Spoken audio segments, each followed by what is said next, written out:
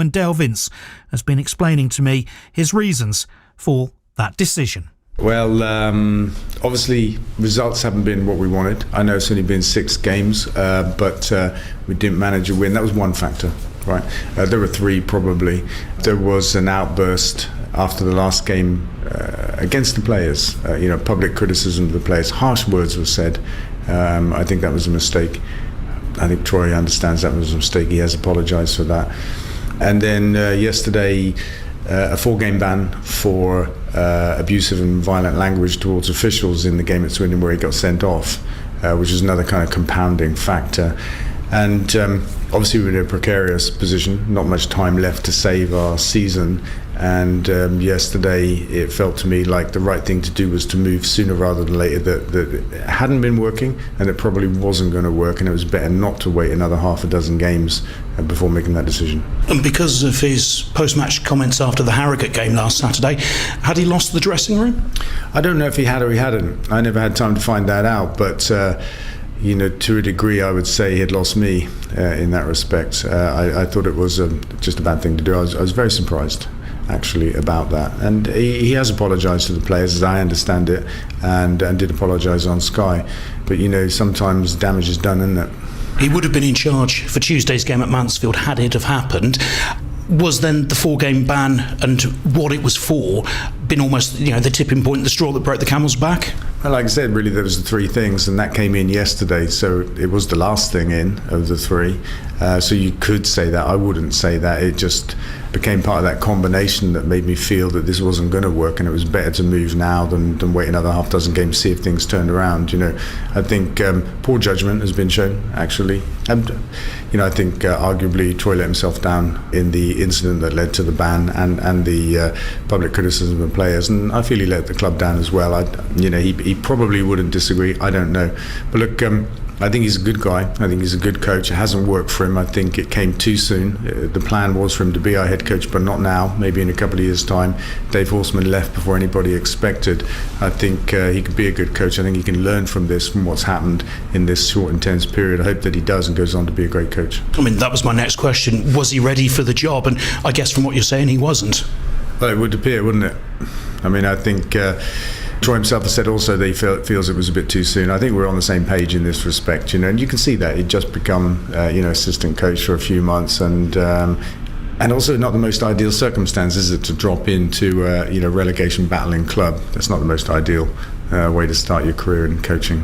So does that now mean that you need a more experienced coach going forwards? Because I'm guessing a goalkeeper coach in Dan Connor, he might apply for the job, but it's not kind of the ideal thing. You need more numbers on that coaching team for starters, don't you? Yeah, we're on the job now. I will meet with 4 candidates later today. I'll meet some more tomorrow on Saturday, and we'll try to strike a balance between being fast in the appointment but not being hasty. And yes, we are looking for experience. And I guess whoever you get in, you want them in quick so that they've still got some transfer window time to work with. Well, we have a team doing that. We've got a team of analysts, we've got a recruitment team, got a head of football, and that process has been going on for a few months now, recruiting for the January window. We've got targets in mind that we hope to land in the rest of the window, and it's not something that our head coach leads, but is a part of a team-based decision. So it'd be nice if the new head coach can be a part of that decision making, but it's not vital. And I guess any player coming in would want to know who the head coach is going to be. So from that perspective, it would still help. Yeah, for sure. Yeah. How crucial is staying in the Football League? Because that's why you've taken this action now, to give yourselves the best possible chance to try and do that. Yeah, it's super important, right? We worked hard and long to get here, and we want to stay here. What do you think the club's chances are of doing that? Because, from the last time I spoke to you after David Horseman had gone and you'd appointed Troy, another 6 games have ticked by, and it's now, 20 games to go? That's right, 20 games to go, 60 points on the board. We need some kind of playoff type performance from here to the end of the season. I wouldn't say we can't do it. We're determined to do it. There's the Eco Park plans behind you on a model. Is the building of the stadium dependent on staying in the Football League? No, it's something that we're going to do anyway. There's the Green Business Park as well to go with it. The whole thing is a very big project. I think it'd be great for Stroud and the county of Gloucester, Gloucestershire, obviously. We're going to do it come what may. Well, I don't want to speculate about getting relegated, but look, it's not an existential crisis here for the club or for this. It's just something that we don't want to happen, and we'll do our very best to make sure it doesn't. And I guess part of achieving that is getting some stability, which is something that's been badly lacking.